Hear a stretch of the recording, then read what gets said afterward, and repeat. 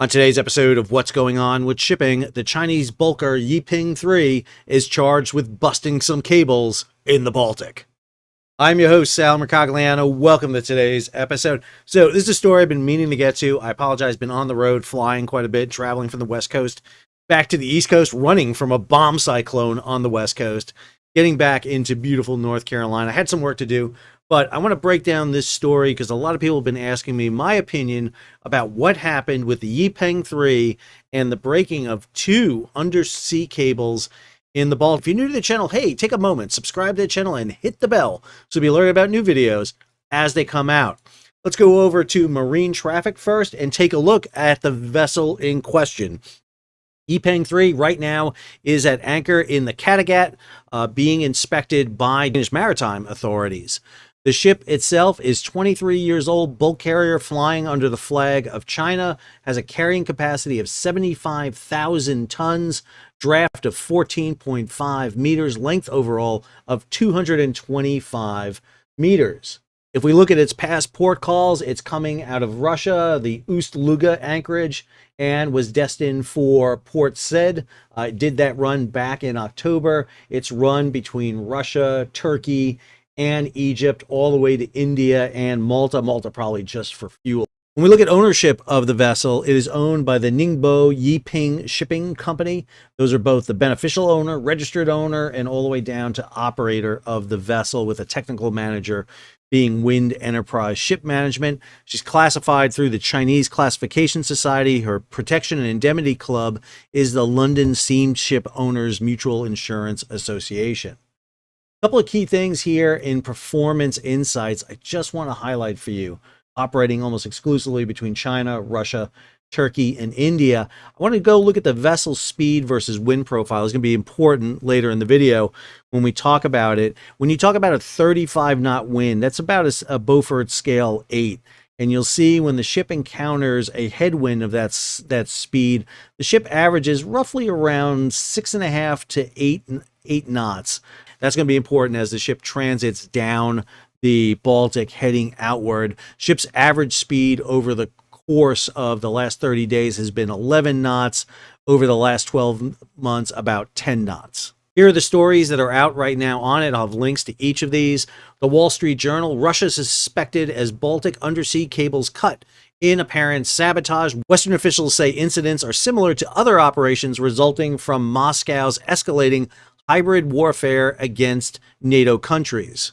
The Financial Times has a similar story. Investigators of two severed data cables in the Baltic Sea are looking at the movements of a Chinese bulk carrier, the second such probe in recent months, amid rising jitters in Europe over potential acts of sabotage. We call these gray zone events.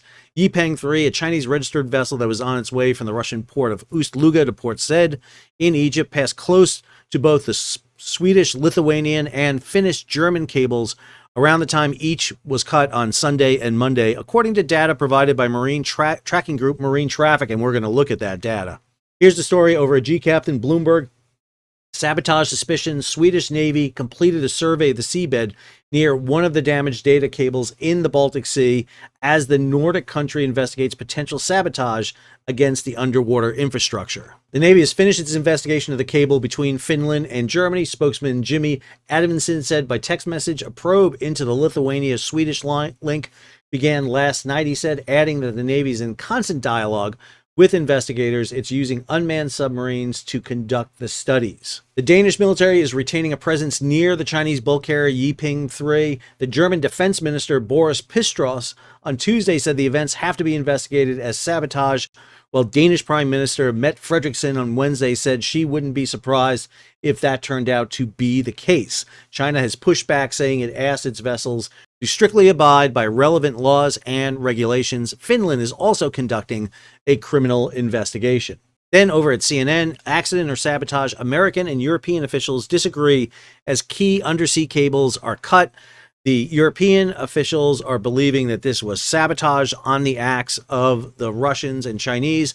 Americans are suspecting it may be an accident. Talked about the event that we did last time. I'll have the link above here for the video we did where we talked about the anchor falling off The New Panda Bear, which was a vessel that had just undertook a passage along the Arctic coast, was coming into the Baltic when the vessel probably suffered malfunctions. You may notice in this image here that some of the containers have toppled on board the ship. The ship had suffered some issues. It had anchor issues in the past. I suspected in the video that the ship had actually let its anchor slip, maybe not aware of it, and dragged its anchor as it proceeded toward St. Petersburg, heading up into the Baltic, and actually ran across and cut. And what we saw was the ship's anchor was missing, later retrieved, and it was damaged. Again, if you're going to do a damage to cables, you probably wouldn't use the ship's anchor, dragging it while underway. It's not the most efficient method. You would have something off the stern you would pull behind. For those of you who don't know, submarine cables have been around since literally the American Civil War. First one went underwater across the Atlantic in 1859. First real successful one was in 1866. We saw at the beginning of World War I, the Royal Mail Service went out, fished up 3 German cables in the East, the English Channel, cut them. And so we've seen the use of submarine cables quite a bit. They cross all over the world's ocean. About 95 to 98% of data goes by submarine cables. If you pick your phone up and call somebody that's, another continent away, you're not using satellite, you're using underwater cables. And in case here, this is the Sea Lion 1 cable. You can see it running the distance here from Finland all the way over to Germany. And then the other cable we talked about was this one, the BCS East-West Interlink. Don't forget, there are other things under the ocean floor, including pipelines. This is the Nord Stream 1 and 2 pipeline. Obviously, the sabotage, the destruction of the Nord Stream 1 and 2. Nord Stream 1 and 2 are a pair of pipelines. In other words, there's 2 sets for each of these. So 4 pipelines under the ocean. 3 of them were damaged. Again, I don't know enough about Nord Stream to talk about this. I know that there is suspicion of the Ukrainians doing it. There's suspicion of the Russians doing it. There's suspicions of the Americans doing it. Everyone has been basically laid blame for Nord Stream. But Nord Stream is actually close along the cables we're seeing. Just want to note, too, almost all these cables are not buried. They are laid on the surface because that is cheaper. It is very expensive to bury cables and pipelines. You tend only to do that close to shore and where vessels may interfere with them. All right, we're going to go to marine traffic. Marine traffic is the AIS, automated identification system of choice, used here by What's Going On with Shipping, basically because they give me free access to it. So we like marine traffic here a lot. So I want to show you the track of Yi Peng 3. Now, I don't want to just show you what you've been seeing is the vessel crossing over the cable. I actually want to show you some more interesting information. Number one, I have on here the weather. The weather was not great the day this is happening. So if we look at some of the weather here, for example, I'm going to just ding on a weather here. You'll see that they were dealing with a headwind of approximately about 30 knots. So between 30 to 35 knot headwind the ship had encountered leaving through the Baltic. So that's a good amount of wind. When we look at waves, about 2.7 meter waves, a significant height of 2.8 meters. So again, you're talking about good waves here. You're talking about 8 to 10 foot waves that they were encountering. You had swells of about a foot, about 0.3 meters, and a slight current in the area. But I think the wind and waves are of particular note. This was not flat calm, which means doing any sort of operation on the bottom is going to be extremely difficult. Now, what I want to show you is a couple of unique things I found in the track. I ran the track from when the vessel left Russia until it arrived at the anchorage. So this is 11 November, right around 1200 hours UTC. Yi Peng 3 is up against the dock in Russia, loading its ore. It is going to take off from the berth here. Really busy port, as you can see. Lots of ships, a lot of movements out. The ship pulls out, as you see here, and heads up into an anchorage. And it is going to anchor for a period of time. So this is 11 November, roughly right around 1700 UTC. So fast forward over here, we're at 12 November, 1800, coming into 1900 UTC.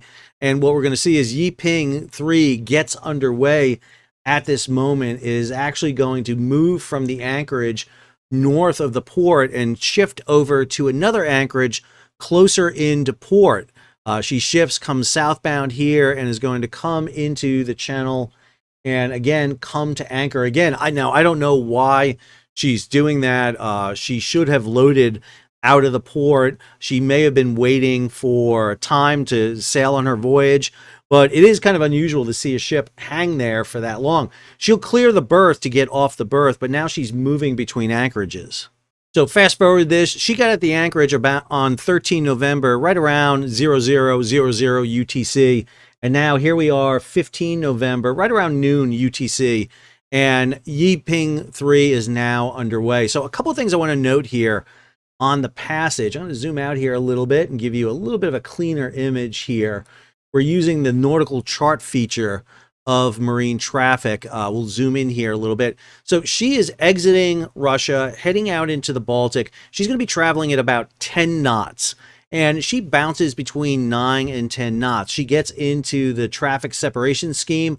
So for those of you who don't know, on the world's oceans, there are lanes that you sail in, and you can see them here in purple.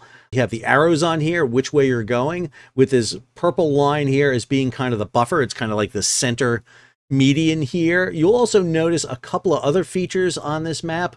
The squiggle lines you see here, those are undersea cables. The lines here, the dash lines with a circle on the end, those are pipelines.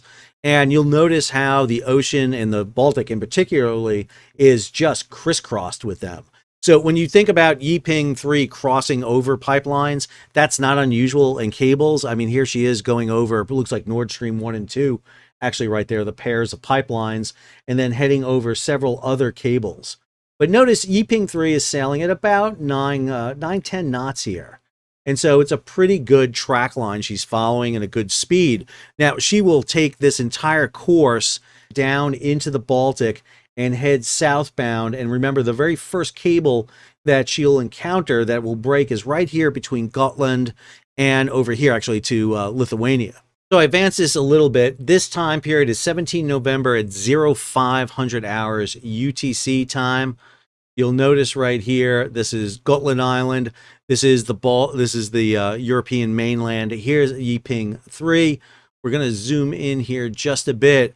This cable right here, this is the BCS east-west cable. You see it running right here. And we're going to go ahead and let this play. Here's Yi Peng 3 heading south. Now notice she has slowed down a bit, down to 6 knots. Now this could be weather related. There is high seas in the area. We know she's encountering a lot rougher weather, but she's going to come across the cable right here. I'm going to hold it as she comes across. There it is, right around 0753, roughly, maybe 52 at time frame. Here she is coming across. Back in a minute. There you go. So right around 0751. She is going to come across. Now, it's important to note that this is extremely deep water here. We're talking about 170 meters of water. So again, for my American friends out here, so that's about 550 feet. That's pretty deep water. And I don't buy that the story that happened with New Polar Bear is the same one that happens with Yi Peng. I don't think she slipped an anchor, because that is a deep anchor. I mean, that anchor would have run out quite a distance for it to happen. Plus, as you look at this track, and again, we go across, there's a cable up here just before it. So, I mean, there's a cable right here. There's, but no damage to that. And then she crosses over what is going to be the Sea Lion 1 cable again. Now, I should note, cables are not 100% accurate on nautical charts. They do move. They're not particularly accurate when they're laid.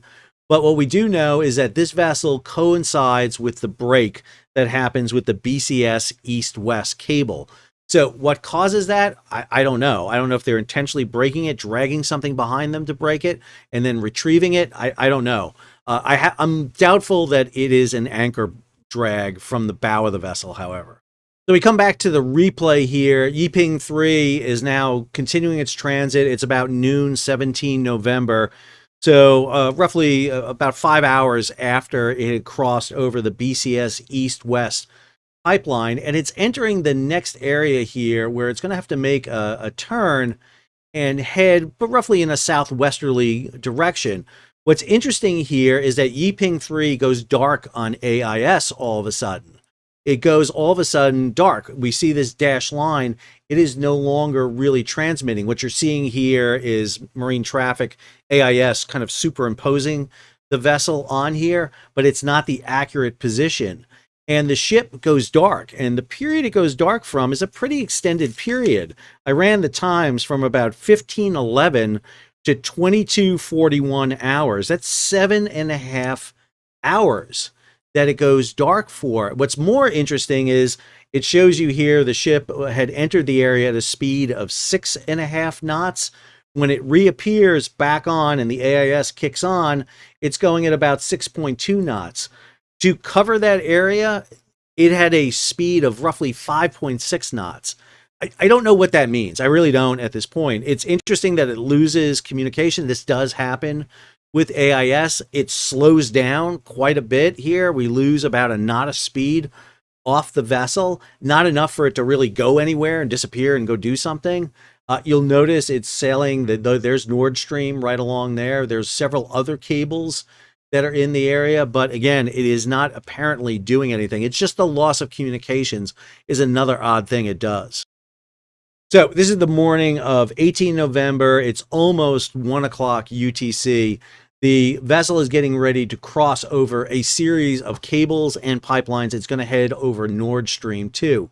So it crosses over the first cable, heads in over Nord Stream, and then right here, roughly right around 202, 204 time period, it crosses Sea Lion 1. And if you remember from the Sea Lion report, they reported that they lost communication at 0402 hours, their local time, that 202 UTC time. Back it up just a little bit, and you'll see that's exactly the time period you're looking at right here, where it crosses over Sea Lion 1.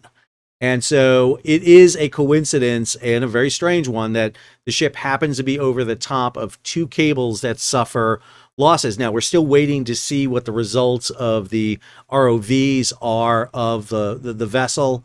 What exactly happened during that transit? Did we see anything unusual? Have the cables been severed? How have they been severed? Clean cuts, something rip it apart. You know, you'll see drags in the mud potentially on it, but you'll definitely get a visualization to better understand how these cables are severed, and was any damage done to the other cables and pipelines in the area where this occurred. Hey, what's going on with shipping? A quick addendum to this video. I got so wrapped up in talking about going over the cables that I missed another key piece. Actually, I knew about it, I just forgot to include it in the video. So let's go over to the video here and take a look.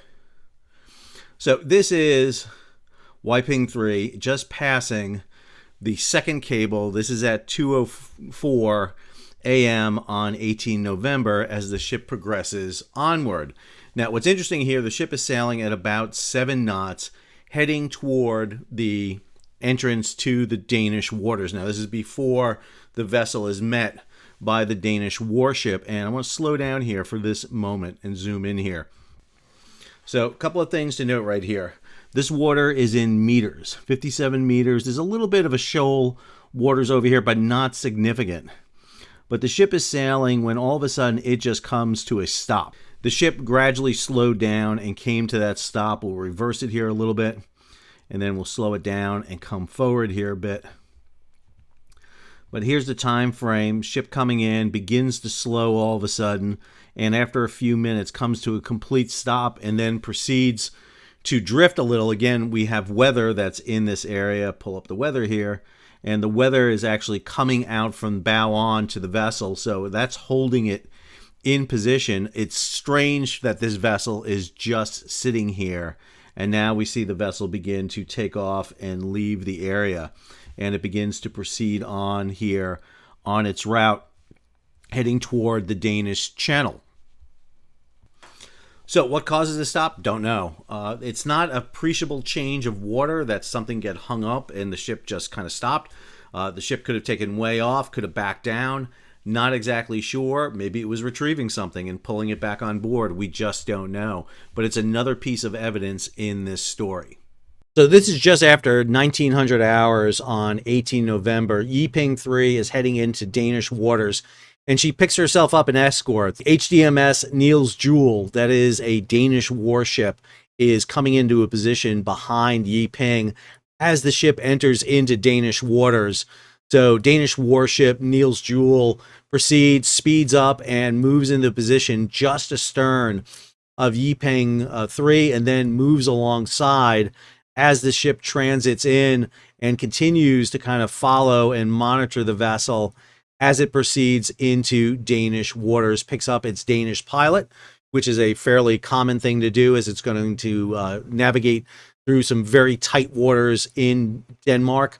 I should note that the Danes have been pushing here very strongly about doing some inspections on vessels coming through their waters, particularly vessels involved in transporting of Russian dark fleet cargo. You'll notice the ship has been replaced now by Navy patrol boat P525.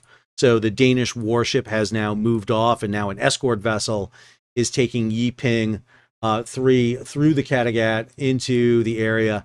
Eventually, the ship is going to maneuver all the way through here and come to a holding anchorage up here on the northern side off the Jutland Peninsula. And the ship is currently in that position as we speak. Current image of Yi Peng 3 still at anchor there off the Jutland Peninsula in the Kattegat. Zoom in here. You'll see Danish patrol vessel P523 is monitoring the position off the vessel. So what does this all mean? I don't know. I wish I could tell you. Following marine traffic, there is links to the exact moments when the cables broke.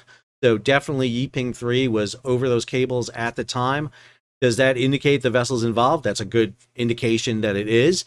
It did cross over other cables at the time. It'll be interesting to see if other damage was done to the other cables in the area. There was the dark period where the vessel went dark on AIS. Not sure why that happened, but we did it. It's not unusual. We do see vessels go dark periodically on AIS.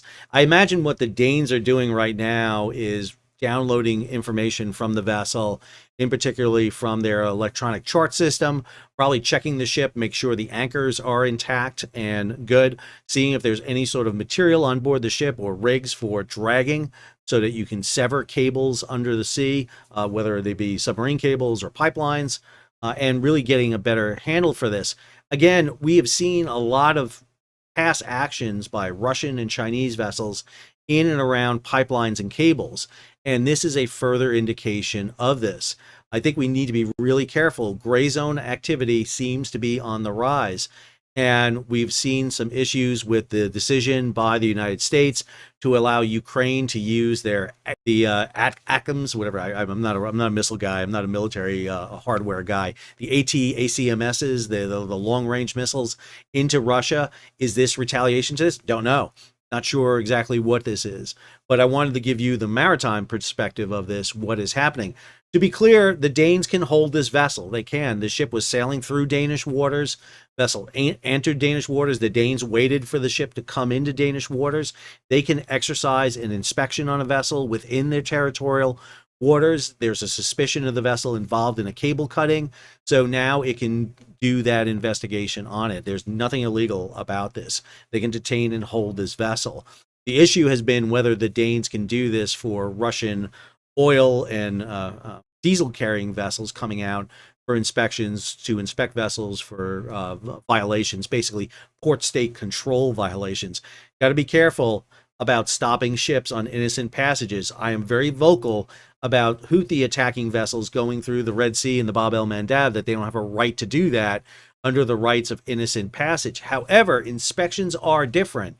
If you're inspecting a vessel for non-compliance to a UN convention, SOLAS, Safety of Life at Sea, MARPOL, the Marine Pollution Acts, you can do that. The question is whether you're doing just any ship, and more importantly, are you shooting at the ship to make it happen? I don't think they're going to shoot at ships to make it happen, but there could be Russian ships that don't agree to stop. However, you do need pilotage to go through Danish waters. So this is part of a very big intensification we're seeing of confrontations on the high seas. I hope you enjoyed today's episode. If you did, hey, take a moment, subscribe to the channel, and hit the bell to be alerted about new videos as they come out. Leave a comment, share it across social media, and if you can, support the page. How do you do that? Hit the super thanks button down below, or head on over to Patreon and become a monthly or yearly subscriber. Until our next episode, Sal, signing off.